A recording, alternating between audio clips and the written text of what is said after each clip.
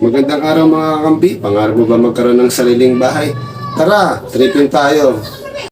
Magandang araw mga kakampi. Iti-tripping natin kayo ngayon sa Athena Model House. Ang model house po ng Athena ay mayroong 53 square meter ang floor at 63 square meter ang lot.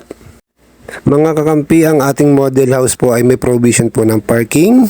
Then pasok po tayo sa loob. Upon turnover po, naka-ceramic tiles na po itong ating model house po, kung mapapansin ninyo. Upon turnover mga kakampi, meron po itong 3 bedroom partition. Ito po yung room number 1.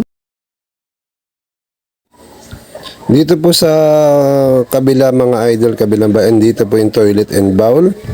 Andyan po, naka-tiles po yan. Then may laboratory tub. Ayun mga kakampi, akit naman po tayo sa second floor po. Yan. Ito po yung ating second floor. Yan, may waiting area po tayo. Then ito po yung kiddie room mga kakampi.